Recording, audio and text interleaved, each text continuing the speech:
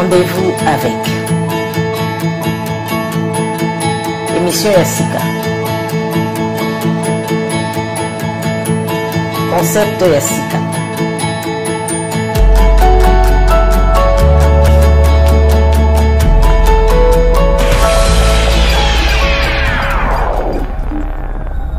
Chers téléspectateurs de KM TV, je vous salue de partout où vous nous suivez. Je sais que vous nous suivez de partout, des États-Unis d'Amérique, de l'Europe, de l'Afrique et aussi ceux qui nous suivent plus précisément de la République démocratique du Congo. Là, nous sommes en direct de la capitale de la RDC, Kinshasa, où nous allons vous présenter cette nouvelle émission sur KM TV. Habituez-vous déjà à le suivre, votre humble servante Sylvie Kalala. Aujourd'hui, je viens parler de la RDC. Nous voulons parler de l'actualité. C'est depuis le 30 décembre 2018 que nous avons basculé d'un nouveau régime avec un nouveau président qui est Félix Antoine Tshisekedi Tshilombo. Et ça fait pratiquement 6 mois qu'il est au pouvoir et beaucoup de choses en attente. Il a eu à lancer un programme d'urgence qu'on appelle un programme de 100 jours de chef de l'État et qui sont pratiquement arrivés à la fin. Et je crois que tout au long de... au fait, sur votre chaîne KM, vous aurez à suivre plus souvent ce qui a été le déroulement de ces travaux de 100 jours, où ils en sont et qu'est-ce que le chef de l'État pourra faire plus tard. Mais nous avons encore aussi des questions que nous nous posons. C'est entre autres celle de la sortie du gouvernement qui tarde pratiquement 6 mois de l'attente. Qu'est-ce qui bloque? C'est le FCC ou c'est le cash? Et qu'est-ce qui se passe justement pour qu'on puisse réellement avoir un gouvernement, pour que les choses puissent marcher comme il faut? Le peuple est impatient, surtout du côté du social. On se dit, est-ce Félix arrivera-t-il à changer ce pays? Arrivons-nous réellement à vivre un état de droit? Nous allons aborder toutes ces questions. Et parce que aussi, dans l'actualité, nous aurons aussi à parler du point de presse de chef de l'État qu'il a tenu hier dans la ville de Bunia. Et je crois que parmi les actualités, vous avez eu à suivre son discours du 30 juin par rapport au 59e anniversaire de notre indépendance. Et toutes ces questions, je ne vais pas les aborder seul. J'ai un invité avec moi. C'est quelqu'un que peut-être plusieurs ne connaissent pas. Ceux peut-être qui connaissent mieux l'histoire politique de la République démocratique du Congo pourront le reconnaître. C'est l'un de 13 parlementaires de l'UDPS. Je parle du fondateur Paul Kapita, qui est avec nous à Kinshasa. Je sais que plusieurs savent qu'il vit en Belgique, mais puisque c'est l'UDPS qui a la commande du pouvoir en RDC, il est là pour porter main forte au pouvoir qu'a tant attendu l'UDPS pendant plus de 36 ans de combat. Il est là et c'est avec lui que nous allons essayer d'aborder toutes ces questions. Bonjour, fondateur. Bonjour, ma fille. Fondateur, je crois que vous avez suivi le chef de l'État. Il a d'abord passé un message pour le 30 juin. Et il y a eu un point de presse hier où le chef de l'État s'est dévoilé devant la presse congolaise. Il a d'abord fait avec la presse internationale et c'était le tour de la presse locale. Vous l'avez bien suivi. Et que pensez-vous de Félix Tshisekedi par rapport à la RDC? Félix Tshisekedi n'est pas seulement le président de la République. De surcroît, il est le fils de ce pays. Il faut être président, chef de l'État, mais surtout être le fils du pays, être l'enfant du peuple qui habite ce pays. Et il l'est effectivement, on le voit par les faits et gestes. Il est réellement le fils du pays et il nourrit beaucoup d'espoir pour que le peuple congolais vive au prorata des ressources incommensurables dont regorge le sol et le sous-sol de ce pays. Si l'occasion vous est donnée de faire un bilan de 100 jours de Félix Tshisekedi, que diriez-vous? Il a réalisé des travaux qui m'ont personnellement impressionné. Tout sentiment mis de côté, depuis Mobutu à ce jour, nul autre ne l'a fait. Avant le terme de ces 100 jours, il a réalisé des travaux dont on n'a pas parlé. Ni son parti, ni la presse de la présidence. Je crois que tout le monde était distrait. Mais il a réalisé ce qui mérite une médiatisation à la mesure des performances qu'il a réalisées. Nous observons des ponts qui ont été construits, nous observons des tronçons, des avenues qui ont été réhabilités. Et la banque, la BERD, le commun des mortels l'appelle Banque mondiale, mais c'est la BERD à sa création, a financé le pays dans une certaine mesure pour pouvoir relier la capitale à certains chefs-lieux de province, relier la capitale jusqu'au Katanga, relier la capitale jusqu'à X points. Ça prouve qu'il est préoccupé par le développement et le bien-être socio-économique de ce peuple qui a tant souffert.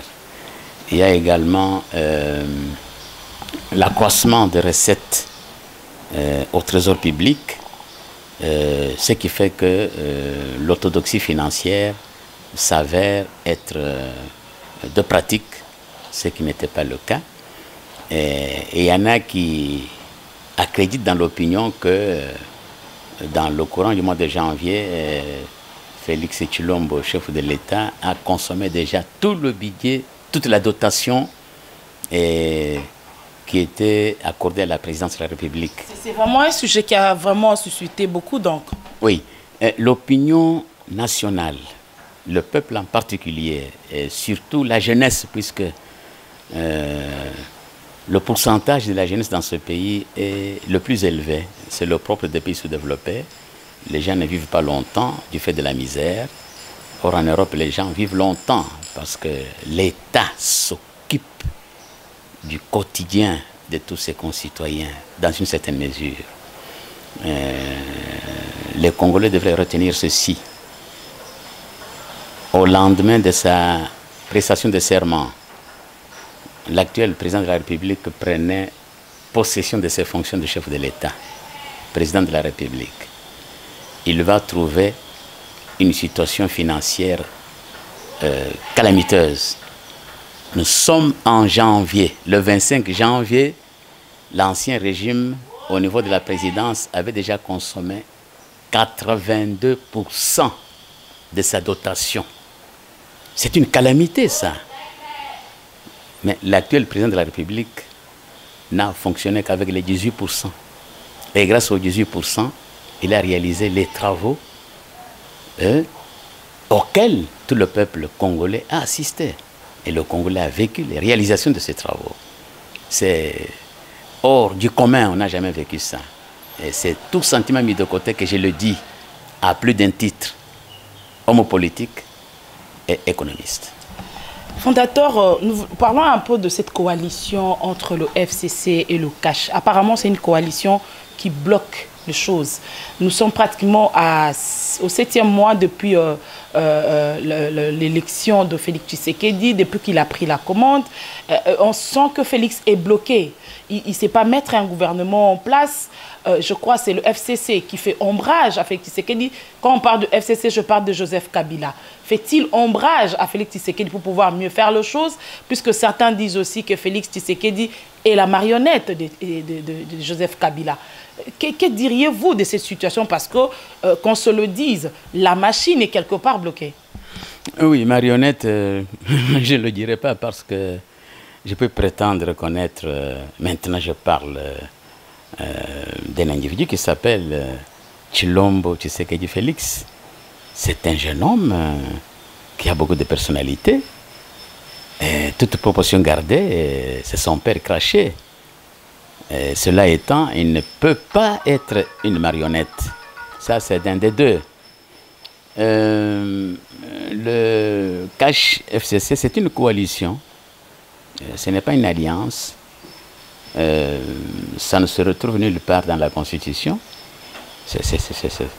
On peut dire que c'est une alliance, mais cette coalition ne peut pas empêcher au président de former un gouvernement. Certes, mais en temps normal, il faut le souligner, en temps normal, un parti qui a une majorité au Parlement facilite la tâche au chef du gouvernement, au président de la République, pour penser à former un gouvernement. Il commence par nommer un Premier ministre qui a pour mission d'identifier la majorité parlementaire. mais à l'issue des élections qui se sont déroulées dans ce pays, de la manière dont tout le monde sait, du moins ceux qui savent lire les signes de temps, aucun parti n'a la majorité au Parlement. Aucun. Puisque le FCC le réclame. Le FCC le réclame pour amuser la galerie. Mais aucun parti, qu'il soit de FCC ou qu'il soit de cash, n'a réalisé la majorité parlementaire. D'où la coalition cash-FCC. Dans cette coalition, la bonne foi, le degré de responsabilité politique et le patriotisme auraient commandé la modestie. On devrait penser à redresser ce pays. Mais on ne peut pas redresser ce pays en dehors d'un gouvernement responsable. Et en temps normal, le président serait vite allé à la tâche de composer un gouvernement. Mais aujourd'hui, il n'est pas bloqué. Il attend de coaliser, il attend de messieurs, dames du FCC de comprendre que il faut arriver à s'entendre pour que le gouvernement soit formé le plus vite possible, dans la mesure, j'insiste, où aucun parti politique n'a la majorité au Parlement pour prétendre à quoi que ce soit. Deux, dans mon entendement, la coalition n'engage pas la Constitution. En dernier ressort, c'est le président de la République qui a un mot à dire. Il s'est comporté de manière patriotique, de manière à respecter tout le monde. Et il faut que ces derniers comprennent que la patrie attend beaucoup de ce gouvernement au regard de la situation dont nous venons de vivre. Voilà. Fondateur, Félix Tshisekedi prône l'état de droit. Pensez-vous que dans cette coalition, avec les têtes du FCC, ceux-là qui ont eu à diriger ce pays pendant 18 ans, sans qu'on ait un résultat positif, sans que le peuple ne se retrouve, pensez-vous que dans cette coalition, avec le même tête du FCC, Félix Tshisekedi pourrait s'en sortir? La même tête du FCC est une chose. La majorité, le crédit politique dans l'opinion nationale en est une autre. On peut dire que l'une et l'autre donne de cette coalition n'a la majorité en termes numériques. Mais qui a des répondants dans l'opinion nationale? C'est cela qui devrait préoccuper les gens du FCC. Ont-ils des répondants dans l'opinion nationale? C'est nos compatriotes. C'est des personnes équilibrées, des personnalités, je pense, qui ont le sens de la patrie et qui devraient comprendre qu'ils sont issus, autant que nous, de ce peuple. Et nous devons répondre de nos actes vis-à-vis de ce peuple. Moi, je souhaite et j'espère qu'ils vont le comprendre parce que le chef de l'État attend cette compréhension de leur part. Le cash n'a pas de problème. Le cash attend que nos compatriotes du FCC comprennent que les enjeux sont tels qu'il y ait un gouvernement. Puisqu'aujourd'hui, 5 mois ou 6 mois, déjà 1 mois pour un gouvernement qui ne fonctionne pas, c'est beaucoup. C'est beaucoup. Et je le dis à mes dépens pour avoir été aux affaires. Non seulement je suis un homme politique, je suis un homme d'État. Ce que j'ai dit, je le pèse. Quand je dis le FCC fait ombrage, je peux même donner un exemple. Il y a eu des nominations, une ordonnance présidentielle nommant le cadre au niveau de la GECAMINE, au niveau de la SNCC. Mais jusqu'à ces jours, les notifications au niveau du ministère du portefeuille n'ont pas encore été faites.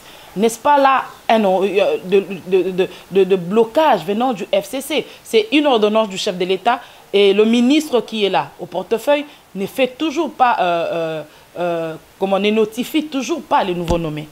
Non, j'espère que le ministre qui est là, bien que partant, est un homme d'État, dans la mesure où il est un homme d'État, est fils de ce pays, patriote. Il devrait exécuter l'ordonnance du chef de l'État pour notifier aux bénéficiaires. Avec un retard d'un mois déjà. Peu importe le retard, mais il devrait se comporter en citoyen, patriote et homme d'État, et non en frotteur de manche. J'espère que c'est un homme d'État qui va s'exécuter, qu'il neige ou qu'il pleuve, il finira par notifier les heureux promis à la SNCC et la GECAMIN. Il va finir par leur notifier. Fondateur, parlons du 30 juin. Le chef de l'État a passé un message demandant au peuple congolais de passer la journée du 30 juin en méditation. De son côté, il est allé compatir avec la population de Bunia, vu la guerre qui a envahi ces coins de la République. Mais nous avons vu un camp politique que nous appelons le camp Lamuka. Le camp Lamuka qui a organisé une marche, quand bien même refusée par l'hôtel de ville. Mais cette marche, Fayoulou et ses amis ont été dans la rue pour faire une marche le 30 juin. Je crois que vous avez suivi de près ce qui a été fait dans la rue. Quelle lecture faites-vous de ce que Lamuka fait? Lamuka, je n'ai pas d'autre référence que la déclaration de M. Mboussa Nyamwisi. Il était membre de cette Lamuka là-bas. Mais dans sa déclaration, il a été clair. Il a été clair. Il a réagi en patriote. Il n'appartient pas aux Occidentaux de reconnaître qui a été élu, qui n'a pas été élu. Les mêmes Occidentaux, en 2006, où étaient-ils? Qui avait été élu en 2006? Et qui a été proclamé élu? Qui a été élu en 2011? Je l'ai dit dans une intervention, je le répète, à l'intention du peuple congolais, principalement de la jeunesse. Qui a été proclamé élu? Où étaient les Occidentaux? C'est seulement aujourd'hui que les Occidentaux vont semblant défendre la vérité des urnes. Heureusement, ils ont fini par comprendre que le peuple s'était exprimé librement.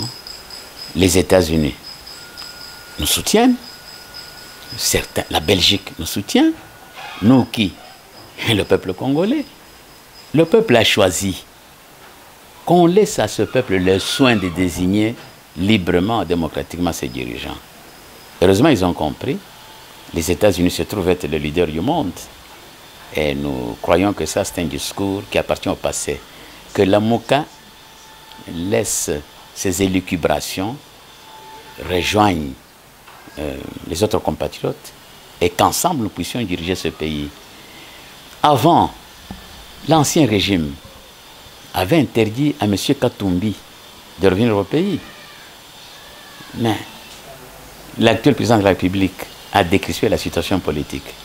Non seulement il va accorder un passeport congolais à M. Katumbi et lui permettre de revenir au pays à bord de son avion, mais il va pardonner à tous les opposants. Katumbi est revenu, Mbembe est là, et tant d'autres. Mais à quoi ça sert de nous distraire? À quoi ça sert de nous distraire? On voit les réalisations. Sur le plan économique, il y a un accroissement des recettes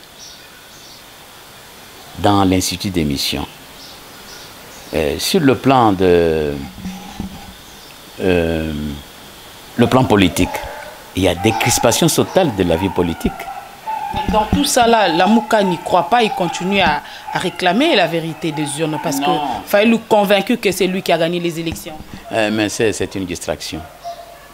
Le même Fayoul a proposé une réflexion où il reconnaît à l'actuel chef de l'État sa qualité de président de la République et que lui devienne le président d'une institution là. Oui, il a proposé à ce qu'il y ait un conseil, le Haut Conseil national pour la réforme des institutions. Nous avons suivi le chef de l'État dans son point de presse hier qui a rejeté la demande de Fayoulou. Il a raison à 150% de rejeter les exigences de Fayulu que moi je verse dans l'optique de la distraction. Monsieur Fayulu, en 2018, je le prenais pour un homme sérieux, mais j'ai l'impression que il se comporte autrement. Puisque quand j'étais intervenu sur TV5 au mois de janvier pour vilipender le régime ici, j'avais reconnu certains points à Fayulu. Mais c'est dire que je le voyais seulement à la télévision, mais je ne l'avais pas découvert. Mais je suis en train de le découvrir. Et à mes dépens, je regrette la déclaration que j'avais faite. Je l'avais faite de bonne foi, mais c'était sans pénétrer l'âme de l'homme dont je parlais. Moi, je ne suis pas un ange, j'ai des défauts. Mais s'agissant de mon pays, je ne crois pas avoir commis une erreur, encore moins un forfait, puisque je suis un homme politique responsable, responsable de mes actes, de mes faits et gestes. Je ne flatte personne. Je ne peux flatter que Dieu qui nous a créés. Je flatterai une personne humaine pour obtenir quoi? Donc M. Fayulu doit se remettre en question et comprendre que l'actuel chef de l'État aime véritablement le pays. On aime son pays par les faits et gestes. Les déplacements que Félix Tshilombo fait, il va en Ituri, il va partout où il y a grogne, où il y a rébellion, où il y a des menaces de mort. Mais quelle autre preuve de plus qu'on peut chercher pour attester de son attachement et de l'amour qu'il a pour sa patrie, dont le peuple souffre pratiquement depuis 50 ans, plus de 50 ans, jour pour jour. Il faut qu'on mette les égos de côté pour se mettre au travail de ce pays et prouver qu'on est homme politique et homme d'État à l'instar des dirigeants du monde. Fondateur, vous êtes une bibliothèque pour la République, mais nous constatons que vous, le politique, il faut que je le dise ainsi, tout ce que vous faites, c'est au détriment de la population. Parce que nous avons vu la lettre publiée par la lettre de Fayulu au président de la République. Dans ce qu'il demande, il n'y a rien de la part du peuple. Mais pourquoi continuez-vous, vous, le politique, à duper ces peuples qui continuent à souffrir? Pourquoi est-ce que le peuple fait mal de vous faire confiance, ou maintenant que le peuple doit réellement faire comme le Sphinx l'avait toujours dit, que le peuple se prenne en charge? Oui. Je dois faire la part des choses. S'agissant des actions que nous avions menées et des actes que nous avons posés dans l'intérêt du peuple de ce pays, je n'appartiens pas à cette classe-là. À ce jour. Fondateur, parce que je le dis, parce que j'ai vu Fayulu la journée amener la population dans la rue, qui s'est fait blesser, tuer. Et le soir, nous découvrons des lettres proposant au chef de l'État qui est un poste aussi prestigieux. Et nous voyons comment il s'éclasse. Parce que Fayulu est parmi aussi ceux-là qu'on accuse comment dirais-je, de nourrir le tribalisme tous ces jours. Oui, c'est quand on est un grand homme, on voit tout en grand. Quand on est autre chose, on a sa façon de voir. Nous voyons grand. Nous voyons la patrie dans son ensemble. Ce qui arrive à quelqu'un de Kasumbalès, où je n'ai pas encore été, ou de n'importe quel coin de la République, éloigné de la capitale, que je connais pas trop bien, me concerne, nous concerne. Quel est le rôle d'un homme politique? Laisser un nom, marquer l'histoire. Lumumba l'a fait, Etienne Tshisekedi l'a fait, mais tous les autres, je m'adresse à ce niveau principalement à la jeunesse. La jeunesse devrait juger ceux qui font la politique à partir de l'attitude suivante. Un homme politique ne s'appartient pas. Un homme politique appartient au peuple, dans la mesure où il défend les principes qui font que un pays se développe et que le peuple s'épanouisse, que tout le monde puisse tirer les dividendes des ressources dont regorge son sol et le sous-sol. Le pays appartient à tous. Le pays n'appartient pas à une clique d'individus. Le pays n'appartient pas à un chef de l'État qui le pille. Le pays appartient au peuple dont nous sommes issus. Et si telle est la conception, on ne s'attaque qu'au problème qui évite au peuple de s'épanouir et au pays de se développer. Un homme politique ne chancelle pas au regard des intérêts obscurs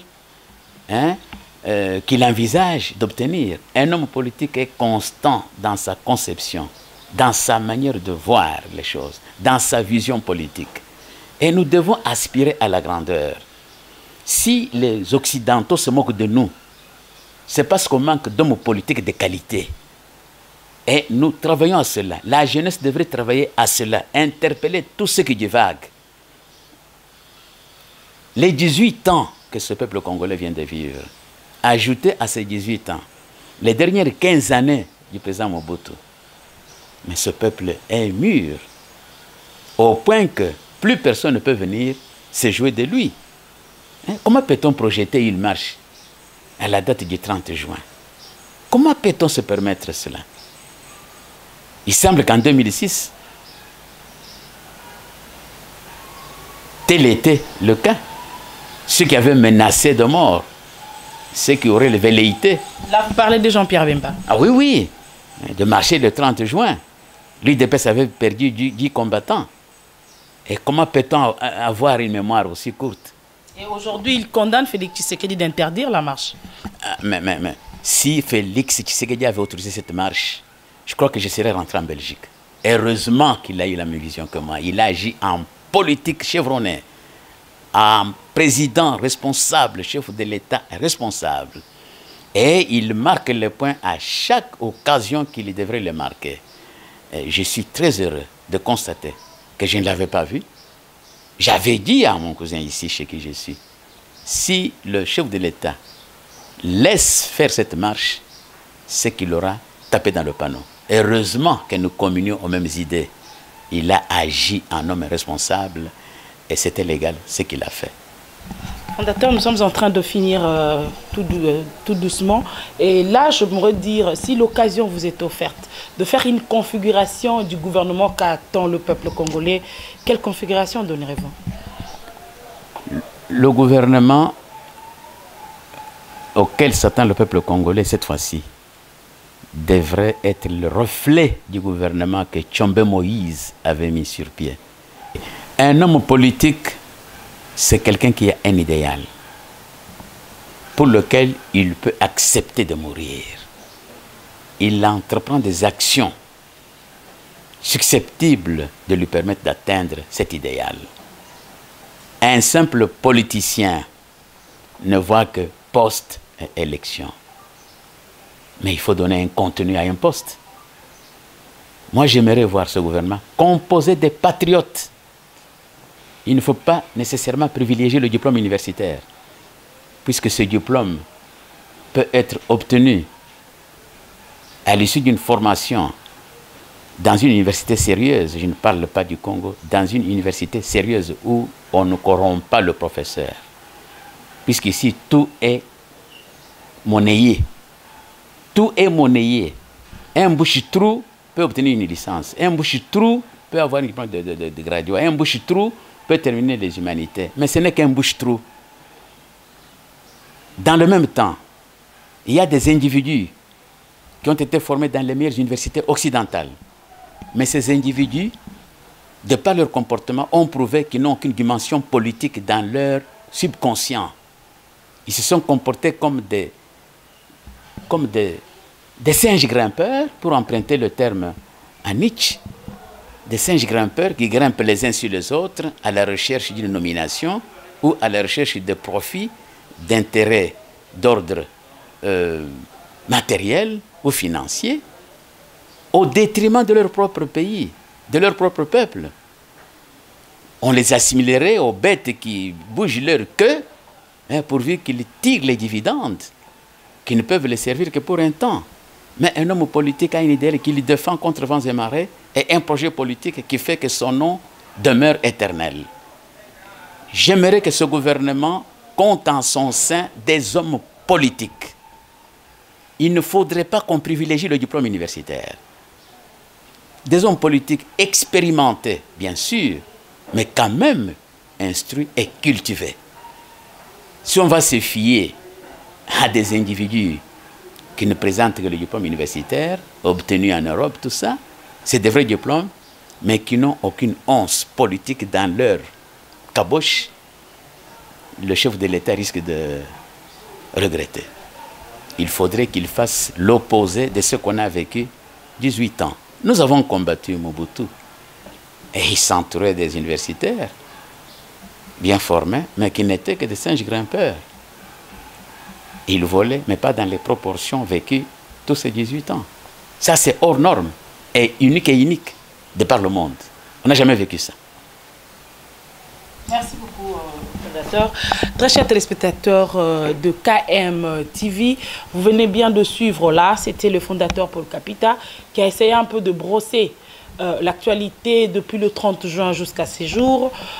Merci à vous tous qui nous avez suivis. Merci à Madame Françoise Vita Matanda qui nous suit depuis les États-Unis. Je remercie toute l'équipe de KM TV. Merci à David qui était à la caméra. Et je vous demande à vous tous de vous abonner sur KM TV. Là, vous aurez toutes les informations en temps réel de tout ce qui se passe politiquement en République démocratique du Congo. Merci à vous tous de nous avoir suivis. C'était là votre servante Sylvie Kalala. Merci et à la prochaine.